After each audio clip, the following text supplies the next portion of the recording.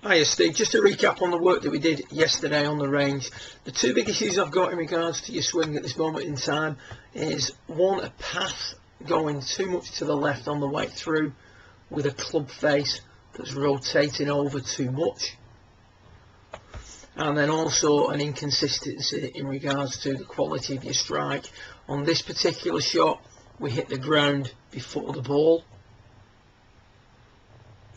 and then on other shots we tend to catch the ball and no ground.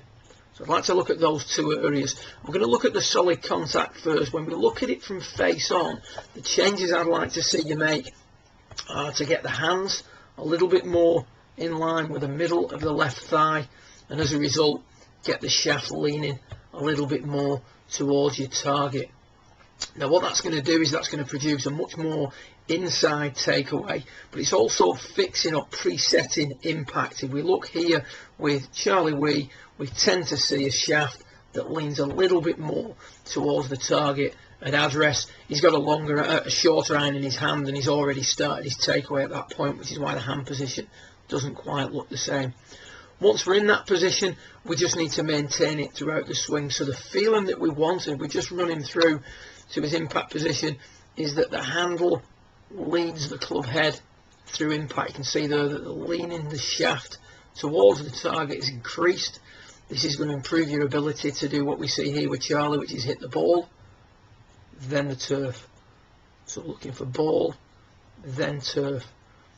If you improve the quality of your contact, you're going to increase the distance you hit the golf ball and also improve your directional abilities, because the club face is much more stable as we come through. If we look what happens to yourself, we can see there that both his arms are straight as he comes through the hitting area. Because we're a little bit wristy, we're a little bit eager to get the club back to the ball, we throw the club head at the ball rather than lead with the handle. You can see there, about a foot after impact, the club head's already past the hands, and as we come through impact, the elbows have divided. Now, as we said yesterday, the elbows divide to prevent the club digging in the ground. Now when the elbows do divide, they can do that at varying degrees. Sometimes you'll hit it just right, and other times you'll thin it. Also though, when the elbows divide, the forearms rotate too quickly and the club works to the left. Whenever the club works to the left, you run the risk of slicing it or pull hooking it. So that's where you get your shot dispersion from. So a little bit more hands forward at setup and a little bit more leading with a handle through impact. And we also gave you the visualization of the line through the center of the body, and as we discussed, if we can keep the swing center, if you will, the sternum or the head on that line through the backswing, and then move towards the target in the downswing, as well as improving our ability to make clean contact, we're going to also police the path of the golf club.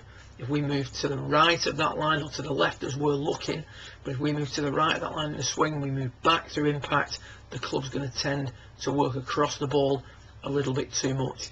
In order for you to hit out at the golf ball, we need to stay on that line and then continue to move forward towards the target in the downswing to produce that nice descending blow with an in-to-out angle of attack.